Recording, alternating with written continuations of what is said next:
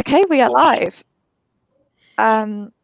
So, hi everyone. My name's Madeline Dyer, and I'm joined today by my good friend Isvari, and we're going to be talking about writing diverse characters and writing minority characters. So, especially in YA literature, which we both write. So, yeah, do you want to introduce yourself? Yeah, thanks so much. I'm Ishri, and I've been a writer since I was a teenager, and I've loved writing poetry and YA, as you mentioned, as well as like military thrillers, spy thrillers. I wrote a book when I was very young, and I got it out there, and then I continued to write novels. I also love journalism, so I've been a writer for the Washington Times and the Boston Globe, and I continue writing a lot of columns for LinkedIn and on Medium. I think writing is a huge part of my life, and I love being able to explore all these different ways to write. Recently, I also co-founded a nonprofit organization called Weebs and Dogs, which essentially provides free mentorship in almost every field you can think of, free of charge. And so we have a whole writing channel devoted to amazing authors like you who have joined and are willing to give free advice and mentor younger writers. And I think it's so important, as is this YouTube channel you've created, because it really helps writers who may not be able to afford a professional editor or professional advice, the ability to really explore and grow their craft. Yeah, definitely, because it's all about making sort of this advice and help accessible to everyone on like every level. So, yeah, I'm so excited to be a mentor for this organization that you've created, because like, it's just such an amazing thing to be a part of. And I've been watching it like grow over the last few days because there's just so many different people involved now, and it's just amazing that you've set all this up. Thank you. Thank you. Yeah, I've been so inspired by how many people have come on board. I had no idea it was going to grow this much. I thought it was just going to be like a few people. Yeah, so we are going to be having a conversation now about writing minority characters and like how to get in the heads of such characters, especially if you're not in the same minority or you don't share that same identity. Oh yeah, and this is a live video to YouTube, so if you're watching live and have any questions at any point for either of us, you can leave them in the live chat facility, and then if I've configured it all correctly, we should be able to see the questions pop up on the screen as well, and then we can answer them. So yeah, firstly, shall we just talk about what exactly we mean by a minority character and give a little bit of a definition? Yeah, of course. So I think that minority characters are really broad, and they're really any character that isn't, in my opinion, kind of the normal character that you see in YA literature, which is sadly still pretty white and pretty abled and often Christian, often fits the sort of normal stereotype of what you expect to see in literature. And I think that we talk a lot about on YA Twitter about own voices and getting more racial minorities out, which is, of course, really important to me as a woman of color. But I also think it's about getting people of course, different sexualities, intersectional individuals who might be a different sexuality and a racial minority, and something that's very near and dear to my heart, and I know yours as well, Maddie, which is getting more representation for people with disabilities, because I think that's really hard. I don't see enough literature with characters who have mental or physical disabilities, and it's an extremely real part of people's lives, and it's really important that children and teenagers growing up with those issues see themselves in those books. So I think that's also a really important part of minorities and minority representation. Yeah, definitely. Yeah, so like I have several chronic illnesses, and recently I have been sort of being more public about this. Like I've written quite a lot of personal essays about my own experiences, but I'm also beginning to write these more like chronically ill characters and disabled characters into my own fiction, where their illnesses and like invisible disabilities are based on the same illnesses that I have. So I've got like chronic brain inflammation, which causes neuropsychiatric disorders, and I've got genetic conditions as well, which affect mobility, and well, a host of other things. So yeah, I think it's really important that we write these characters that aren't sort of like the typical characters that you see like in everyday fiction, because we need readers to be able to see themselves in characters, sort of no matter what. So I know when I was reading as a teenager and I was looking for like a main character who had a disability or an invisible illness, and I just couldn't really find any. And I would have loved to have seen a character who I could say, oh, they're like me. And yeah, I just think that's definitely what we Yeah, and need more of. that's so heartbreaking too, just thinking about that and being alone, because I think a lot of people with illnesses, especially invisible illnesses, feel very alone, and like they don't really have someone they can like really click with. And so I think books are such an important way of giving that. I also think while there was like an uptick, I think for a while, of people in YA writing about more visible things like cancer, or kind of these stories about people facing illnesses that everyone wanted to talk about, I think there was a lot of fair criticism about maybe this not being done super accurately from the perspective of the person going through it. And I also think that those are definitely a very small subsect of the actual type of illnesses, the broad types of illnesses that people deal with. And so I think it's important to write what you know and what other people are going through. Both mental and physical disabilities is really, really hard to write and get right. So it's really important we try more. Definitely, yeah. So, like the thriller that I'm currently writing, the main character has autoimmune basal ganglia encephalitis, which is the same type of brain inflammation that I have. And I've got another like work in progress where a character also has Ehlers-Danlos syndrome, which I have as well because I've got type 3 of that.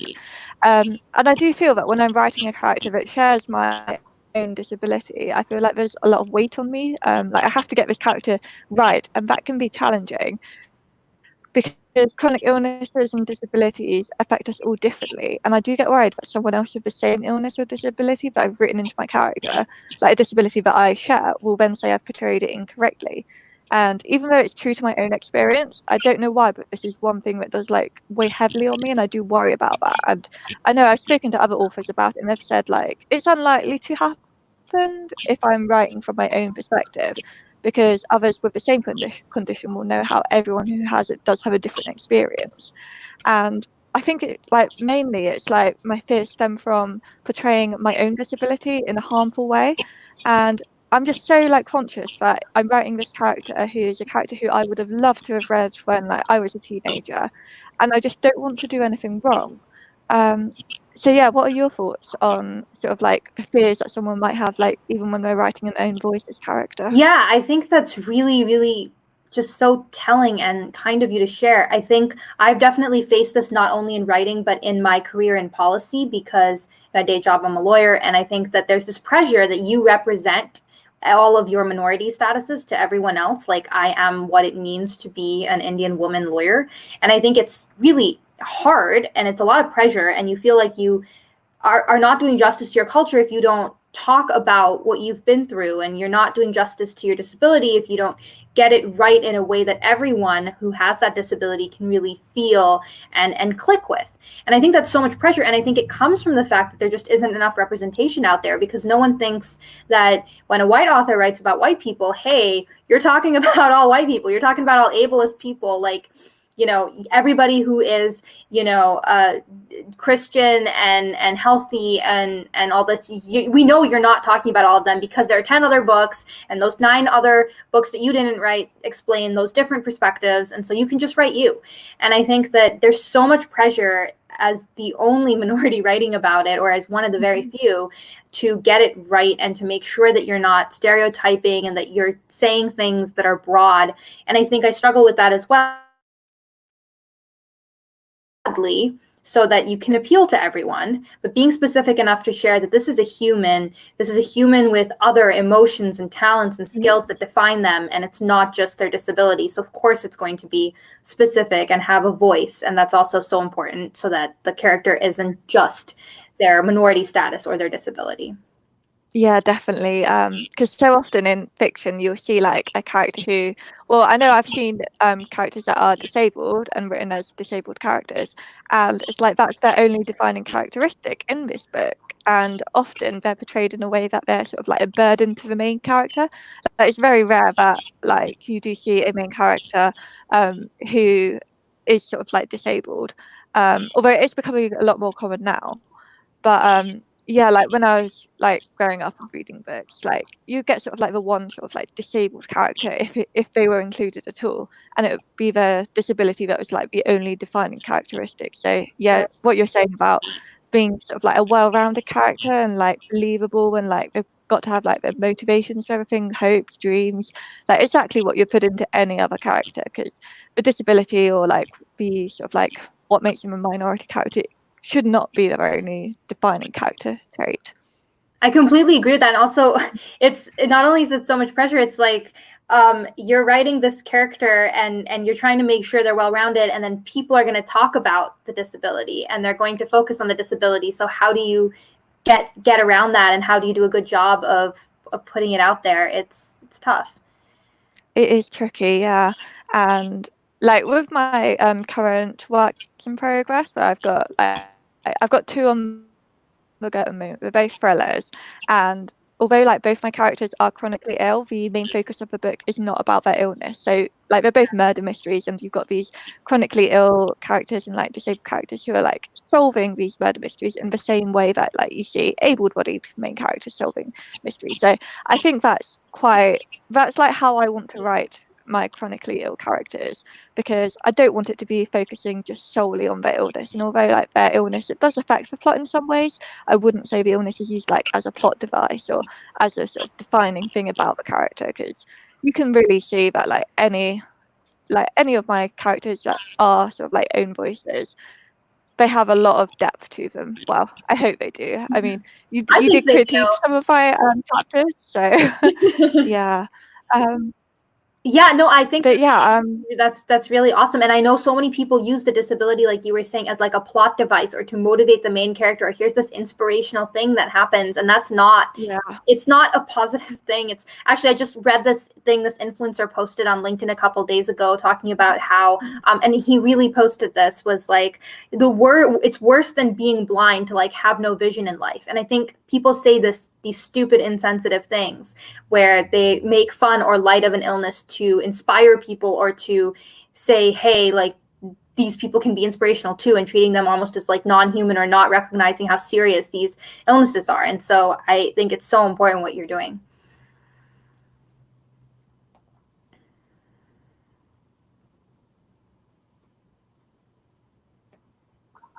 Yeah, definitely. Like even in like everyday life, I do come across people who like say, "Oh, you're such an inspiration," because like I'm chronically ill and like I'm still like publishing books and stuff. And it's like, it's not my job to be an inspiration for like able-bodied people. Yeah. So yeah, definitely, I agree with that. Yeah. So what about if you're writing a character who is like a different minority to you?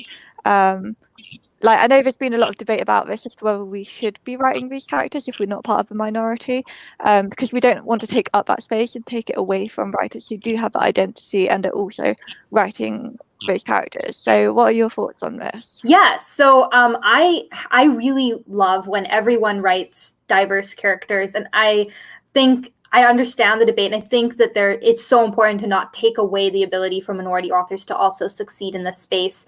But I think it's impossible to just write exactly you all the time. I think we talk a lot about the hot button issues, but if you think about it, if you're a sports person writing about the gaming community, it's pretty hard. And I've seen normal people get the gaming community wrong, and I'm a very strong gamer, and so that's something that's definitely made me feel bad, or like you didn't talk about my community the right way, whether or not it's one of the hot button minorities. And so I think it's impossible to always just write one character. I also think, and I love ensemble books, and I think there are a lot of people who write ensemble books, and you can't have every character, I would hope, who's exactly the same and just from your community. And then the other thing is, I think a lot of times we don't know whether books are own voices. There are a lot of people with chronic illnesses or who have come from sexual minorities who do not want to out themselves but want to write about their community. And so that's actually their outlet. That's how they explore what they're struggling with and their identity and place in the world. And when we force everyone to out themselves as an own voices author, it can really be difficult for these communities to be able to actually write own voices. So I love when people write diverse characters. I think it is very possible to do justice to minorities. I especially think with like fantasy, when you have these huge ensemble characters, it's so important that everyone looks different, and you're obviously not going to be a member of every group that you're writing.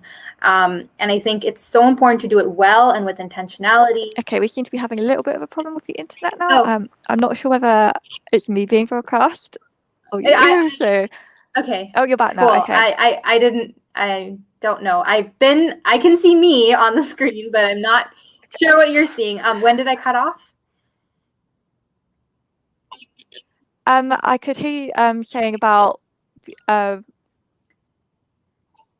that you don't always know if an author is own voices, and that they might not want to like out themselves to like say that this book that they've written with this representation is about like is based on their own experiences, and that you shouldn't like necessarily say a book is like someone like trying to tread on someone else's space in a way, because you don't know that author, like who they are. Yeah, I think that's definitely true, and I think. Oh okay, no, I'm not sure if we're frozen again. I can still hear you, but your video's frozen.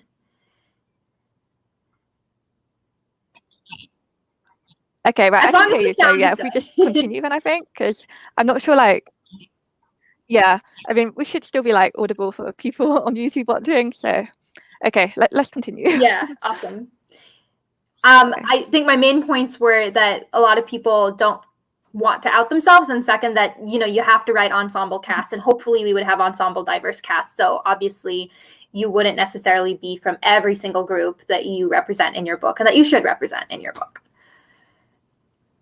Exactly, yeah. It's so important for writers to include like a diverse cast, because you don't want the whole cast being like white and straight and able-bodied and neurotypical, etc. But yeah, it's equally important to include diverse characters, but in a way that is not harmful. So like we've talked a bit about like why it's important to write characters who aren't like us, but do you have any specific advice? Like I know when I've written characters who are from like minority backgrounds that I don't have any experience in, I've used sensitivity readers. Is that something that you agree with? Yeah, so I think sensitivity readers are great. I think editors are great. So like having an editor with experience in sensitivity reading.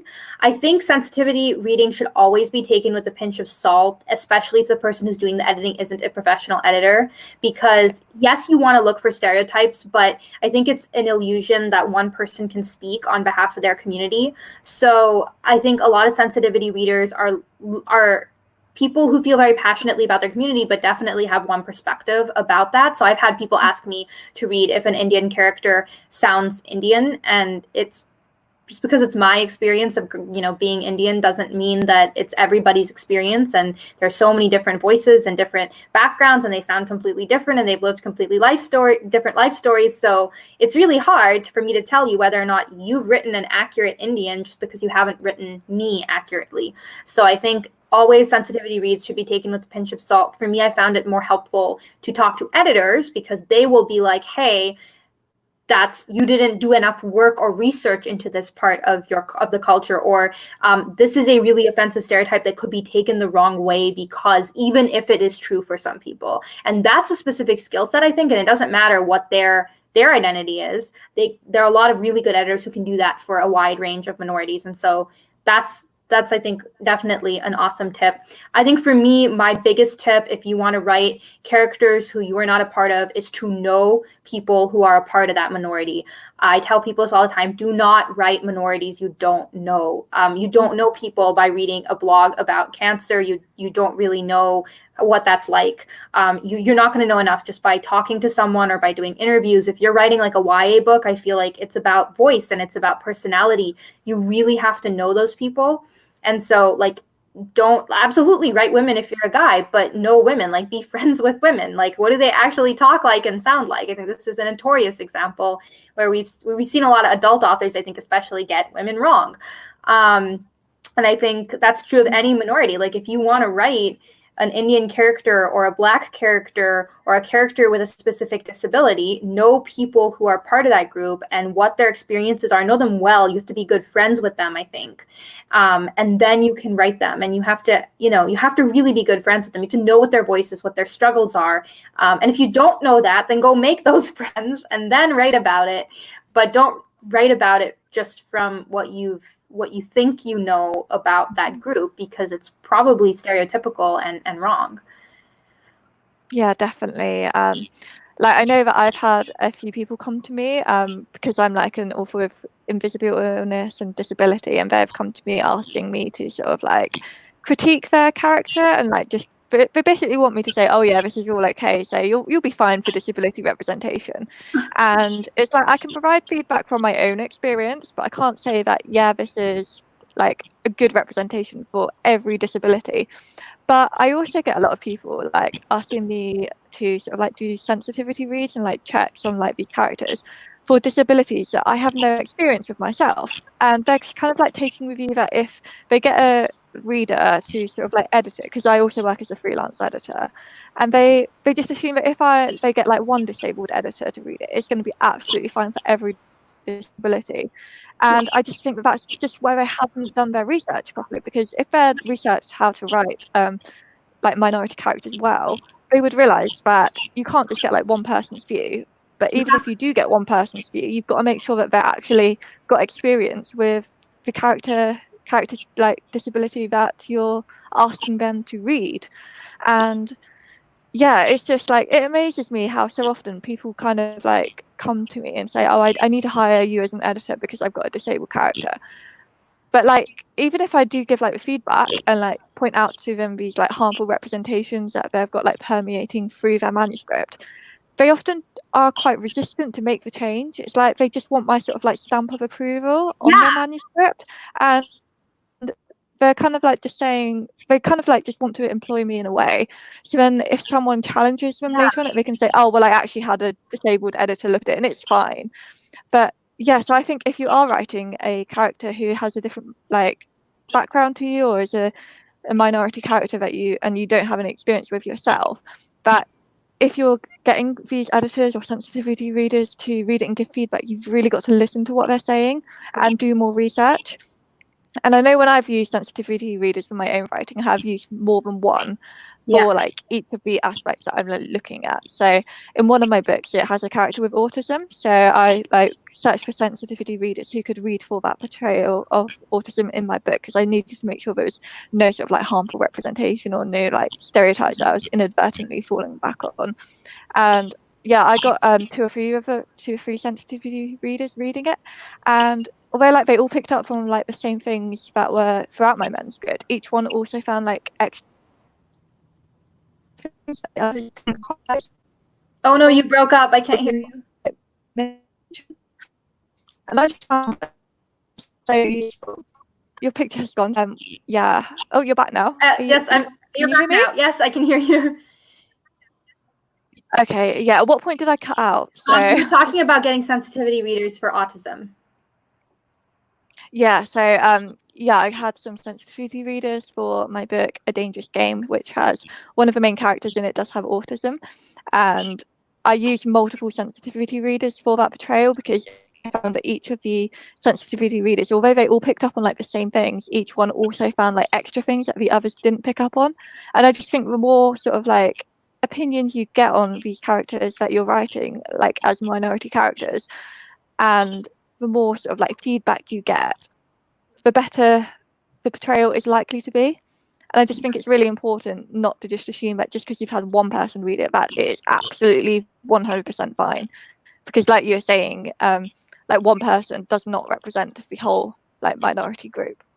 Yeah, I think that's completely true. I also think it's important to not err too much though on the side of so I know some people who have tried to write diverse characters, and because they're afraid of stereotypes, what they actually do is they write a white person, or like this is kind of a more obvious example, but they write a white person and then they're like, by the way, he's black, which is also not great, just so that you don't avoid ticking people off with stereotypes. And like, that doesn't mean that different races, cultures, and people with disabilities don't have different cultures, and they don't have different voices and different backgrounds, and it's not just FYI, I threw this in, so I get diversity points.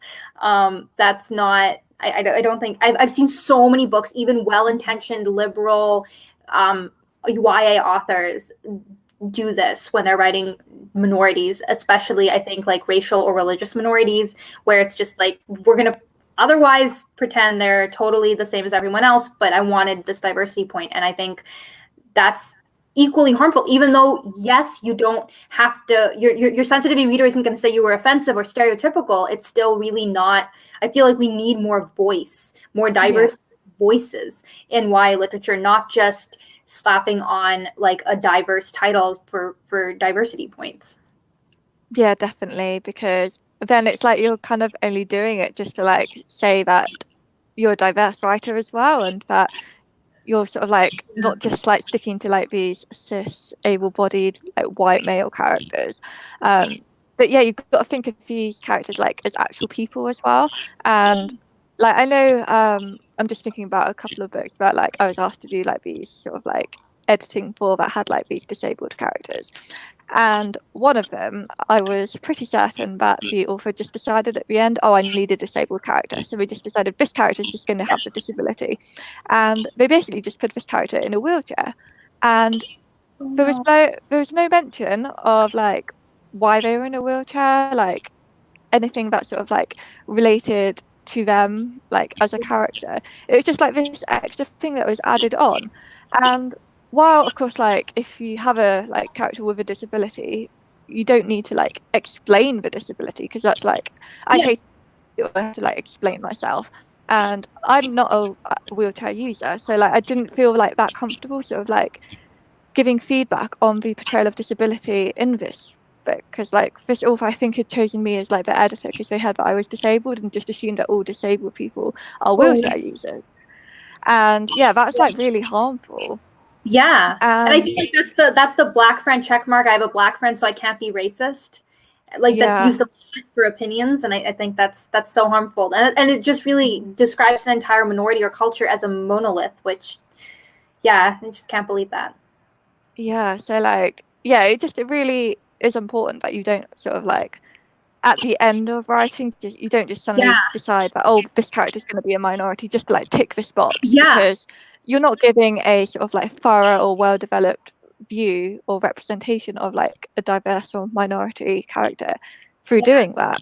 And like, yeah, like another manuscript that I was like hired to look at, the author had this character with this mental illness, and it was only mentioned like twice in the whole book. And like, okay, well, the book wasn't about mental illness, yeah, it was just sort of like shoehorned in into like a couple places, just like, and it really felt like it hadn't been sort of like organically written throughout the whole book. Because like this character has OCD and I have severe OCD myself, yeah. and supposedly they had the same contamination type that I have, Uh-huh. and it was just like mentioned a couple of times, but No. it just seemed a lot of continuity errors because this character was like just doing all these things with no sort of like mention of how the OCD like changes what they do or changes their feelings about things. So yeah, it's important to sort of like write the character with the sort of like Yeah. diverse aspects in mind. Yeah, I love this about your writing, because when you're writing characters with a disability, you can see how that's going on in their head, and they have to deal with that as they are otherwise being these strong, incredible, fully developed, rich characters. They still have this thing to deal with. And I think OCD is such a good one to talk about, because so many people, to me, they throw it around on social media. They talk about how they're OCD about this and OCD about that. I hear things like depression and anxiety thrown around a lot too.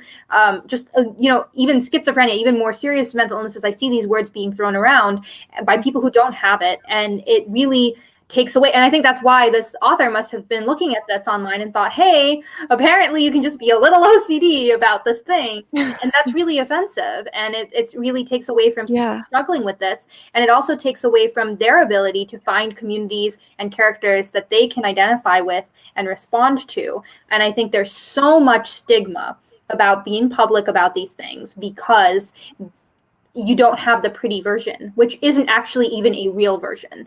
And so to me, as someone who is super not public about anything, because you never know what people are going to respond to, I think it's so harmful when people do represent a group you come from or a group that your family comes from, and you can't say anything, but you're like, this is not representing what we've gone through, and it's making it worse. And that's the worst, I think, because as authors, we have a responsibility, I think, to really add something to the world and try to make the world a better place and try to tell these stories that need to be told. And if what we're doing is making things worse for the people we're claiming to represent, that's like the worst of all worlds, I think.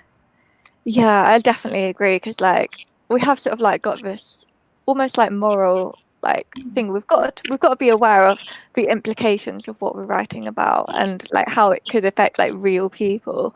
I know like when I include characters, like diverse characters and like characters from minority backgrounds in my books, I make sure that like if I'm writing about a character who is a person of color, that my story is not about being a person of color, because that's not my story to tell. Right. So if I've got like these characters with like these sort of like diversities and like different sexualities to myself, different races, different disabilities, I make sure that like I'm not writing about this experience as such, because I don't have that experience and I wouldn't want to make it wrong. And I also wouldn't want to take up that space from another author who is writing that and has that as their own experience. Because like I have seen a lot of cases where publishers have apparently rejected books because they've already got like a book that fulfills that sort of like diverse box. But quite often I've heard that the book that they've already got is one that isn't written, like isn't an own voices novel. So I think it's really important to be like aware of this, and like yeah, you should write diverse characters, but you shouldn't tread on anyone's toes to do so. And yeah, so like even when I'm writing disabled characters and characters with like chronic illness and invisible illness, I still don't write the books where it's completely about being chronically ill. Yeah. Because I mean, I'm a thriller writer anyway, so like all of my I'm also a dystopian writer too, but I'm mainly moving into thriller territory now. So yeah, I wouldn't want to write a book completely about being chronically ill as well. Yeah. Like not fiction anyway, because like I have got a memoir I'm working on. But yeah, fiction wise and when YA literature, I just think it's important to be aware of like issues around writing diverse characters, and like you don't want to be sort of like stepping on anyone's toes or writing a story that isn't yours to write, because you don't want to be claiming that space as yours. Yeah, I think something that I've seen a lot of is definitely what you were picking up about how publishers want to publish certain types of things. So I can't tell you how many times I've been told to write a character that sounds a certain way. And I want to talk a little bit about this because I think it's a big issue today in the publishing world, where everyone is looking for a certain voice that they think is the correct voice to write for YA. And it's kind of the magic sauce they talk about when they're thinking about what books to pick up and how much to pay for them. And I think that because no matter how diverse authors get, agents and editors are so white. And actually, as you get higher, so male still, even though a lot of agents are female. So I think that when they say they're looking for a voice, what clicks with them is naturally the things that bring up nostalgia for them or that make them feel. And that's based on the types of things they grew up reading, the culture they came from, what they're used to as straight white people and abled people. And so I think that they are looking for this voice. And so then what they try to do is, even when they find minority books, they cling to the minority books that sound more similar to what they already know. And so as an Indian woman, for example, I see a lot of books that come out, even if they're written by minorities, by Indian women. A lot of books that come out are like, hey, parents were really strict. Religion was really important. Life was really sexist. Indian food is spicy. Like, even though they're written by minority characters, it's the same story, not because that isn't a real story for some Indians, but because that's the story that publishers think is going to sell well, is going to resonate with mostly white readership. It's going to fit the voice they're looking for. And so I've read so many books written by minority authors that sound white, even though they're talking about minority issues. And so I think what you were talking about, when you write a book that is actually about identity, and that's the main point of the book, it just is so much more important to get that right and to be authentic to your voice and to the voices of the people in your book. If your character is not exactly who you are, just making sure that you get that voice right, especially if it's a driving force in the book, is so important. And I think it goes beyond race and gender and even disability. If you're writing about a community you don't know about, if it's a sport you don't know about, if it's the board gaming or nerd community, if it's a political party you don't know anyone who belongs to. I think I see a lot of people write, for example, here in America, about Trumpist Republicans who don't know any, and so they tend to write a caricature version of that. And I'm a very liberal person, so like it's obviously hard for me to identify with or understand what's going on, but you have to take that effort if you're going to write a character, because otherwise you're going to write a caricature, you're going to write a version that isn't authentic, and it doesn't matter what that minority is, it doesn't matter if it's the majority either, but you have to be authentic, because otherwise we've ended up with an industry where a lot of things just sound the same. Sorry for that very long explanation, but I just think it's so important and we have to talk about this. It is so important, and like you said, we need to be authentic in our portrayals of like, well, any character really, regardless of like which minority you're talking about, and even if they're not a minority. Like I know that a lot of the time you've got sort of like the stereotype of like a rich white girl being quite spoiled, and like that is just quite prominent in like fiction, popular culture, movies, like, and I just think we need to be sort of like more aware of like the stereotypes that we're writing, Right. even ones that don't pertain to like minorities or diverse characters. So yeah, like what you were saying about voice is just so important as well, because it's our job as writers to like have this authenticity and not be falling back on stereotypes. And I know like some of the time we may not even be aware that we are sort of falling back on stereotypes, if that's these sort of like ideologies that we've grown up around, and we might have just internalized it and not even realized that it's like this possibly harmful stereotype. So it's important to just like maintain an open mind, I think. And if someone is giving you feedback about a character that you have written, you do need to take notice of it, like even if they're saying like ways to fix it and you don't agree with it, like I think that is okay, because so many people, it's like with any sort of like editing thing, some people will say, oh, you need to fix this by doing X, Y, and Z, but you might not agree that doing X, Y, and Z is the way to go, but quite often it is still something that does need fixing in some other way. So I think you just need to be mindful of what others are telling you, but like you were saying, you've got to sort of like take any sort of feedback with a pinch of salt as well, because you don't know sort of like how, I don't know what the right word is here, but yeah, you've got to be like really careful with the feedback that you do take. And yeah, so like in terms of writing a minority character, it is really important to listen to people who have that same identity. But yeah, just don't like assume that one person represents the whole minority. Yeah, I completely agree. And I think also sometimes you just have to stick to your guns if you do know what you're writing about and you're getting feedback to make it sound more like the norm. So I've definitely gotten feedback to write from an editor, actually, to write my identity and like to write a book. Specifically, they wanted me to write about Indian Hindus and girls growing up in an Indian Hindu family, which I cannot tell you how insulting the conversation was and the kinds of stereotypes that they assumed are true.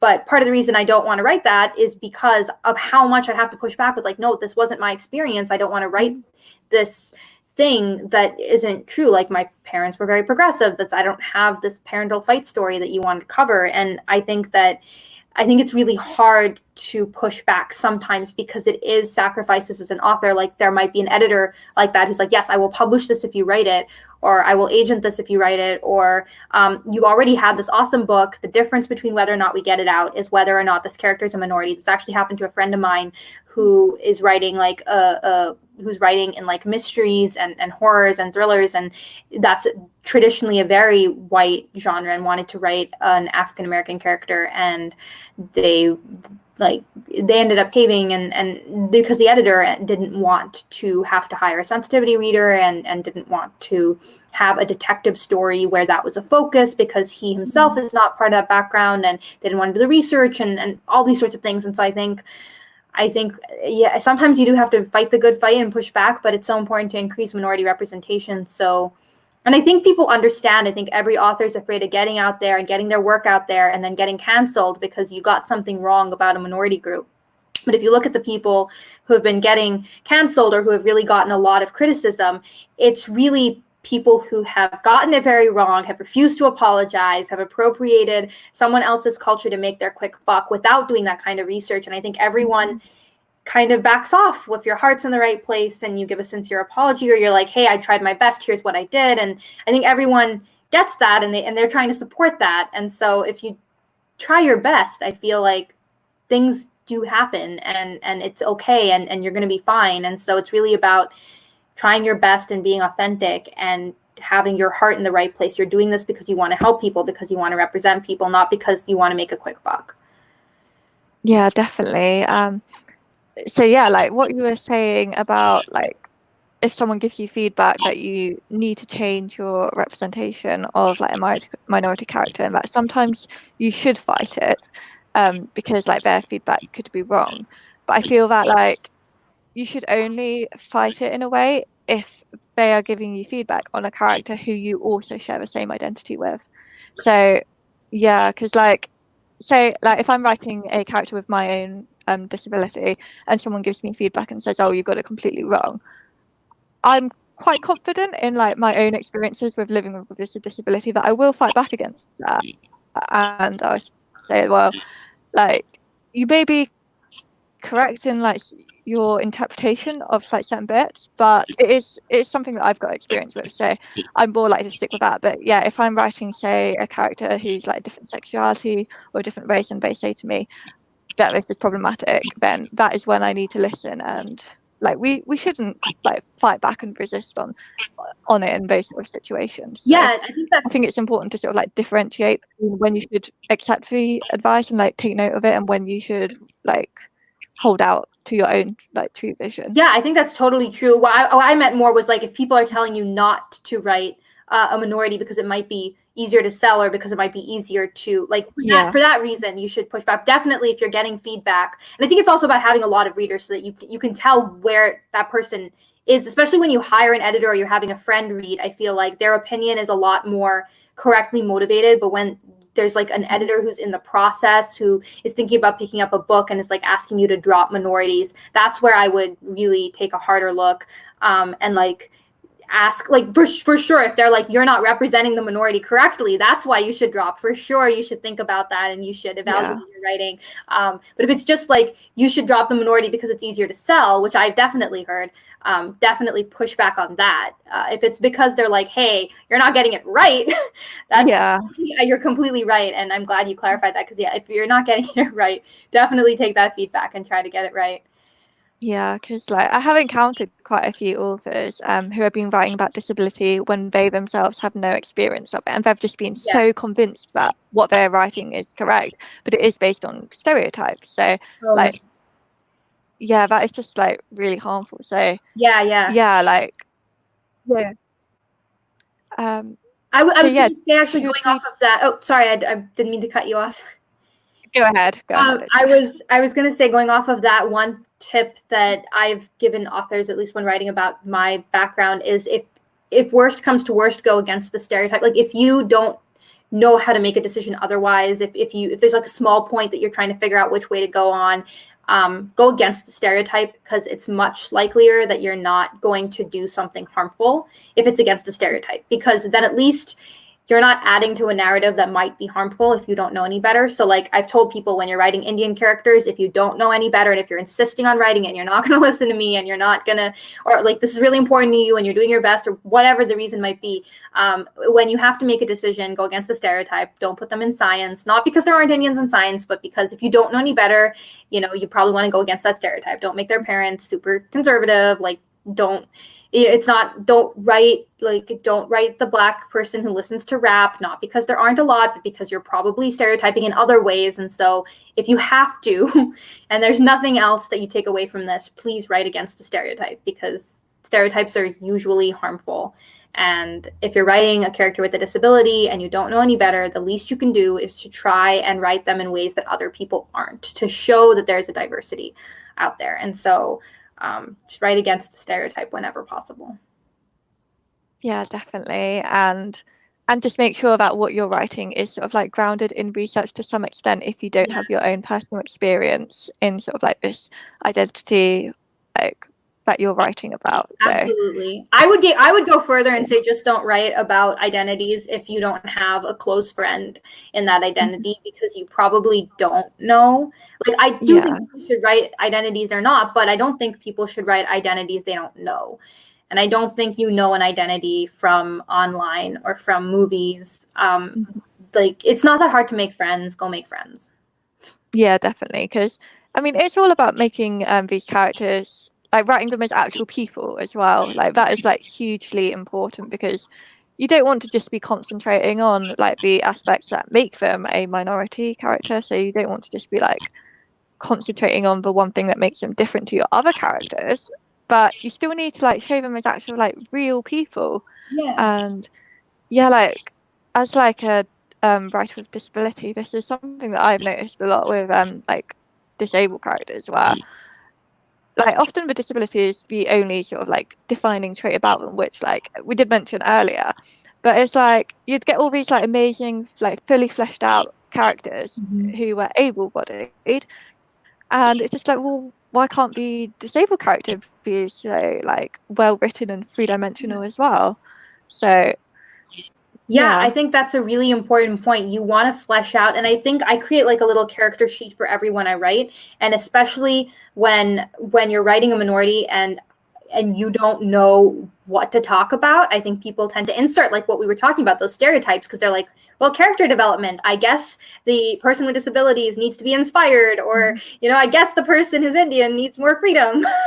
And so if you flesh out that character in the beginning, and you know, they have a character arc, and they have hobbies, and they have passions, and they have personality, and it doesn't all come from their minority status, that is so important.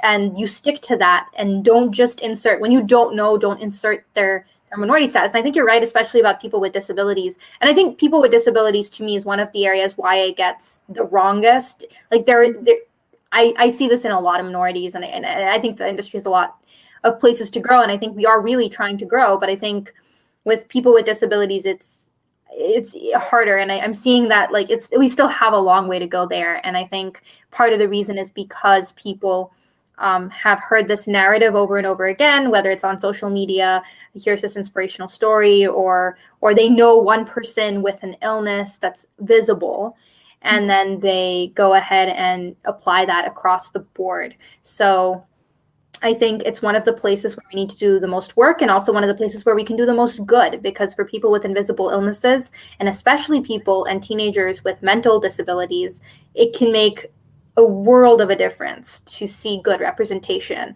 about people who suffer like them and go through challenges like them, and maybe come out the other side okay, and have these rich lives in addition to that.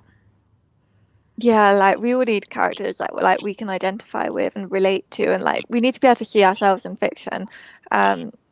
So yeah, like that is one of the things that's motivating me to write these disabled characters and characters, especially with invisible illness, because you don't often see a lot of invisible illness in fiction. Because I have dysautonomia as well, and I really want to write a character who has dysautonomia, but it's not like the thing that like makes them weak conventionally, because I have causes a lot of fainting, and often in YA I see whenever like fainting is mentioned, it's shown as a way to like show that this character is weak or weaker minded or not as strong as anyone else. And I think that that's quite a harmful representation as well, because like you're often having like a character like faint with fright. I've come across that so many times, and it's harmful to the people who have like autonomic system disorders or heart conditions that do cause like regular episodes of syncope. So yeah, we just need to be sort of like more mindful and write these characters who aren't typically given sort of like page time within books, and to show them that these people can be main characters too. And like especially with like disability, it doesn't mean that you're bad, and it doesn't mean that you're weak, it doesn't mean that you're sort of like this two-dimensional character, because we're still people too. So I think that's really important. Yeah, I completely agree. And I think especially when you're writing a minority you don't agree with, it better not be the major plot point, because then you are in the territory where you're telling someone else's story. So like if there are great books out there that are totally just about my struggles with being an immigrant, or my struggles with this disability, or a fictional character, but it's a contemporary YA book and it's just about their identity, that's definitely the space where I feel like it should really be your identity. And so if you're writing some other identity, and I hope there's a lot more diversity in the future in mysteries and thrillers and fantasy, definitely go out there. Remember that they're a character first. They're a knight or a soldier or a princess or a detective or a sister, mother, father. Like that's what you're writing really. You're not writing their minority status or disability. It would be a different book. And whether or not that's part of your identity, that's that's not the story you're telling here. And if it's not a part of your identity, that shouldn't be a story you're telling. I think that it's so important to keep that in mind. Otherwise, you could do more harm than good. And I think with invisible illnesses, especially, what I try to do, even when I have a lot of experience with people who face those illnesses, is I always try to ask for readers who are part of that group, who may have different experiences, and especially in the age group. So this is another tip that I've used, especially in YA. It's just teenagers have a different experience. So even if as an adult you're coping with something that a teenager has, a lot of teenagers have very different experiences, especially for some of us who might have grown up with like a different era. Like they have different experiences now that they have to deal with like this serious illness and social media, or this serious illness and culture point that made it worse. And so talking to them about it and making sure you're accurately representing what it's like to live with that now is super important. Like I was recently talking to a YA author who's writing about like a gay kid who's growing up, and they got a lot of things, I think, weird because they were writing about what it was like when they grew up, but that might not be what's actually being faced by sexual minorities today in schools, and like what their new problems are. And so just asking readers of the right age group to read is also so important, I think. Yeah, because like I guess that sort of like comes into like market research in a way. Yeah. Because like you've got to sort of like be aware of these sort of like time-specific challenges that these minorities are currently facing now. Because even if you're part of the same minority, you're not going to have the same experience, like 20 years difference to someone else. So, yeah. And I find this to be really true with invisible illnesses, which is kind of why I thought about it, because I know a lot of people who are facing serious mental issues now have a very different experience than like my generation growing up with it. And there's like a different way they're responding to it. And there's a different way social media has played into it. And so I've tried to talk to a lot of teenagers about that to really understand how that's changed. Yeah. So, yeah, just talking to sort of like real people, experiencing the things that your characters are experiencing, and being it's just really important, because you need to be authentic, you need to be realistic, and especially when we're writing characters that we want people to be able to relate to, and we want to make sure that they're not harmful representations, that we're not portraying them with like any stereotypes. So like it is challenging to write like minority characters and diverse characters, like even if you share the same like minority status. There are like challenges between like portraying it, especially if it's like you're writing a YA book, but if it was quite a long time ago when you were a young adult, that does sort of like add an extra step. But then it does make it even more challenging if you're then writing a minority character that you don't have the same like minority status as. So yeah, and I think autism is a great example of this, actually, to focus on like one specific thing, where a lot of people write autistic guys, but a lot of people don't write autistic women. And there's actually a pretty big difference in how that manifests and how that portrays and how people interact with it and their internal impressions. And so I have seen a lot of authors write autistic women behaving like autistic men, which is like something most people don't realize, because we most often in the public talk about and feature and talk autistic men. And so I think that that's a really good example where you might miss that if you're not part of the community, or you might, or even if you are and you're a guy, because I've definitely seen that happen, you assume that that's going to apply to a woman. And so intersectionality is definitely something that I try to focus a lot on. If you are a racial minority and a female, if you have a disability and come from a minority, there are ways that play together that might be super obvious to someone in the group. Like for me, I find a lot of this, I'm like, this is super obvious to me, but is not obvious to people who are trying to get it right from the outside. And so if you do have an intersectional character, doing whatever you can to find someone in that intersectionality is really important. yeah, definitely. And I do think it is important that like writers do write these intersectional characters, because like you can't really say that, oh yeah, I've got like a gay character, but that is their only sort of like minority status, because like for some that will be the case, but for others they do fit into like more than one minority. So yeah, it's just important that you're not sort of like, I don't know, going into it with like blinkers on and just thinking, oh well, I've ticked off one bit, but like it's a bit like a Venn diagram in a way, because like these these sort of like minorities do intersect, and you have got to be aware of that. So Yeah, I think that's totally true, and that's one of the harder places to get to, but I think it's so worth it. And I think writing minority characters in general is super worth it, and always figuring out how you can add more diversity of thought, of voice, of background to your characters is so important. Making sure that you're sensitive and making sure you're not telling someone else's story, and that you're doing what you need to do well and with kindness and with the right goal in mind. It is so important because not only does it make the world a better place and add richness and diversity and like a different type of book, but there's so much you can learn from that. You can reach out to communities you might not have otherwise reached out to. You can broaden your worldview. You can really delve into the head of other people and learn to be a more understanding person yourself, and to like really understand where people are coming from, which I think is so important during this time in the world.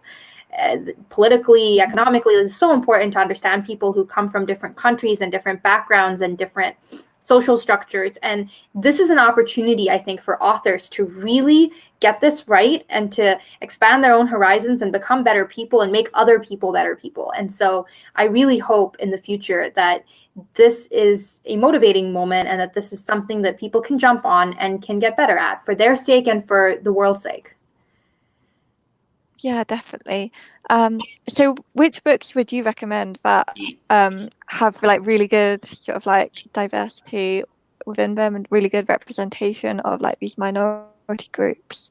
Yeah, I was kind of terrified of this question because I have more bad examples than good examples, and I don't want to out anyone. I think even though it's a really big book and very overstated, like everyone says this, I think The Hate You Give did a really good job because she was writing a story she knew well, and it was about a serious issue and a serious point in time, and she managed to also nail a unique voice, which is hard because, like I said, a lot of editors and agents won't like that. And I think she's talked a lot as well about how many times, she got rejected and people didn't like that. And I actually struggle to find good minority representation, especially in YA. And I'm more finicky than most because I definitely read a lot of Indian authors in YA, not to like call anyone out, but I don't think I found anyone who hasn't written the stereotype so far. And so it's been hard. As for like mental and physical disabilities, I'm like literally drawing a blank outside of you.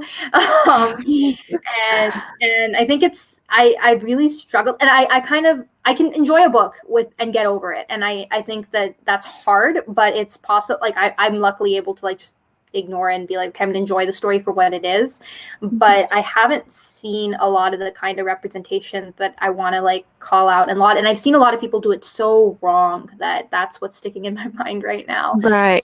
Sadly. Yeah. But I do want to actually call out a TV show, because I never usually draw inspiration books from TV shows because they're such a different genre. But I recently watched The Dragon Prince, and I felt like they did a really good job of diversity, sexual and racial diversity, as well as people with disabilities in a kids show, which I had never seen before. And I was really inspired by that. And I thought they did a good job of it without it being a plot point. And because it's fantasy, they made the choice that like, we have a lot of diverse races. This isn't a thing in that world the way it is here. There are different things in that world. And I think they did a really good job of that. And I found that very interesting and like happy to watch. I was like, wow, I didn't imagine a kids show could be this diverse. And so I wish I could give more examples. I've been reading a lot of minority authors and diversity lately, but I've found a lot of the people, even when they're writing own voices, have really stuck to the stereotype, which growing up with a very diverse friend circle, like the majority of my friends are not straight white men,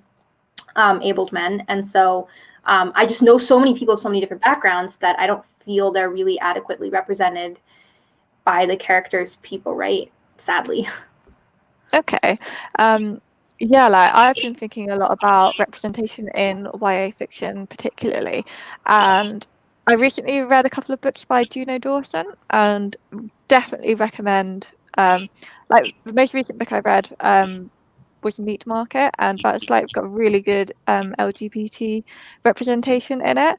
And what other books I read recently with like Cracked Up to Be by Courtney Summers, that has like amazing mental health representation. And also with mental health, Bourne, like her YA novels, like she also writes adult novels as well, but I haven't read any of them yet. But I know that whatever she writes is going to be really, really like powerful representations and really accurate. And yeah, because like the first book I read from her was Are We Normal Yet? And that is about OCD.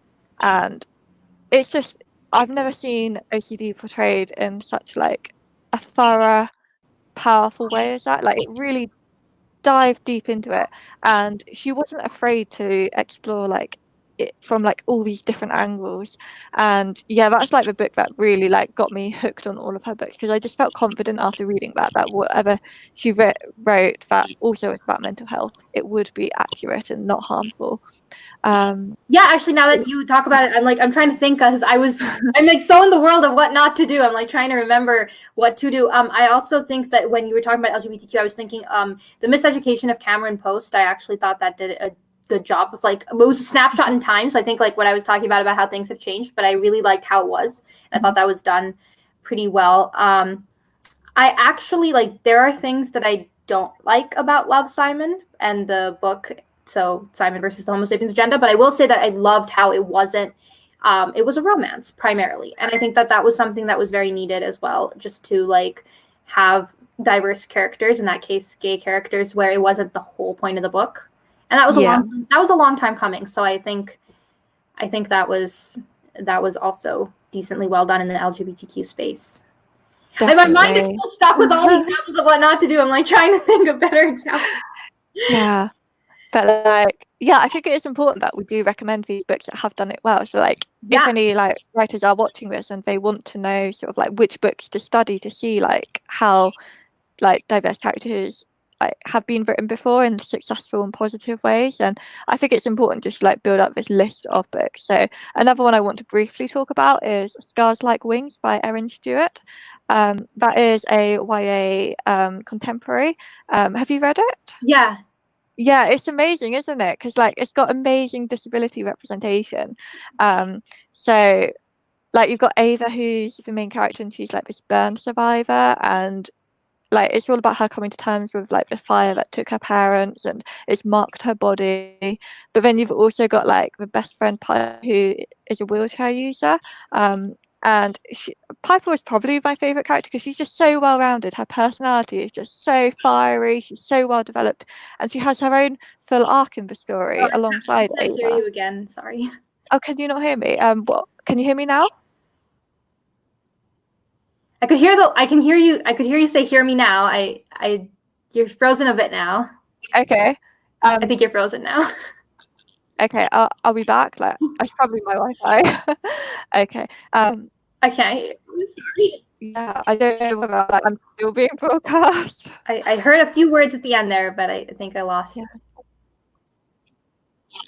Okay, so I was just talking about like Piper and Ava in Scars Like Wings. Can you hear me with what I'm saying now? I can't hear you. Okay. Maybe we'll wait like a minute or so, see if it comes back. I heard see if it comes back. Yeah, okay, well that's good. Okay. Yeah, I just love the disability representation in this book by Erin Stewart, and I just really liked the internal conflict that is written into like these characters as well. Okay. So good to go? Yeah. Okay. I was saying I'm super happy to like come up with a longer list as well and share it when I'm like not trying to rack my brain on the spot. But there's definitely they're definitely good books with I also think I was making the mistake of also trying to think of like racial minorities first, because that's what's on my mind. But I think there's good, decent representation in the LGBTQ space, as well as there are some books with disability like the ones you were mentioning as well. But I'm still like my brain is still in focus of like, here are the ones I know did it wrong. So, but I think it's so important to share and to laud those authors, and so I definitely try to read them and like retweet them and share them, and I think it's so important.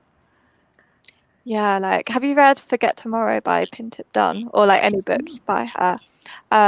yeah, because like she writes own voices books, and I know that she's got this contemporary romance releasing soon. It's a young adult book, and like she is Thai, and it's got like a Thai girl on the cover as well.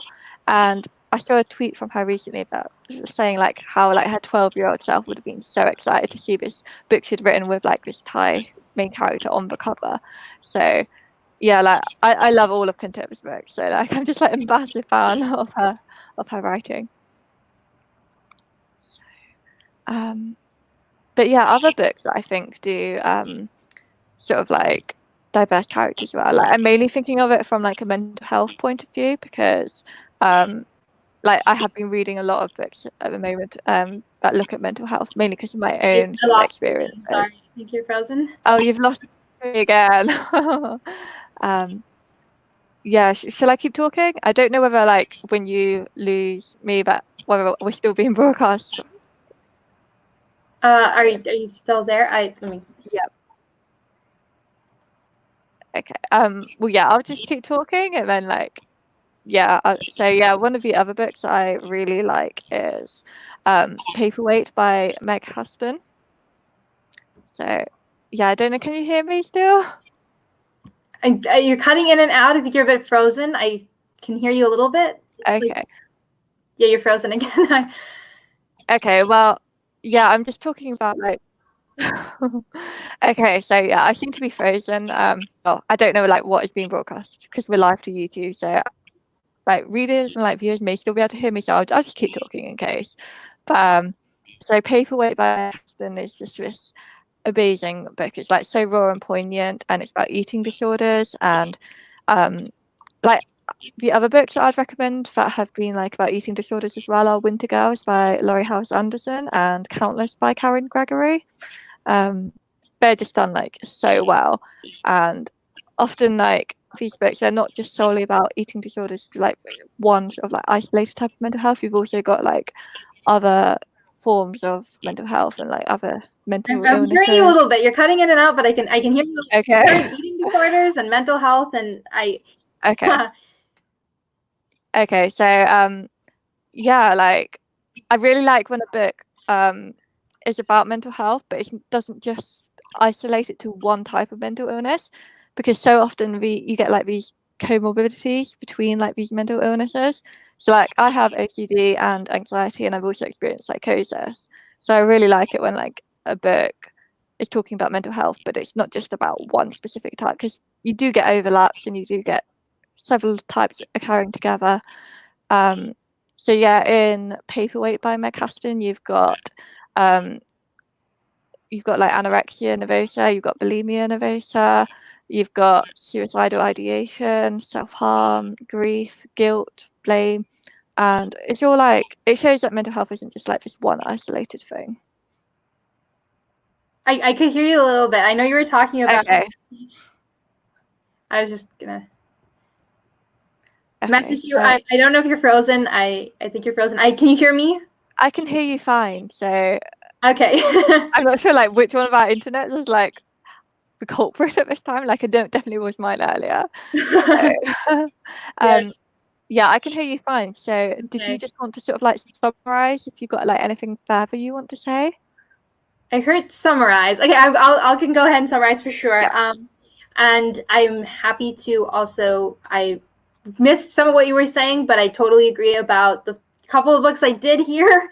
I didn't hear what you were saying at the end, but there are it's really so important to definitely read and support authors who are doing this, which I think is super important. So I think with minority writing and with minority characters, I think it's super important to try and tell the most authentic story that you can about the people you know. And so that's kind of how I would summarize: is stay true to your voice, stay true to what you want to accomplish. Make sure that it's about like what's going to be good for representation and what's going to be good for the world, not for you as an author or you financially.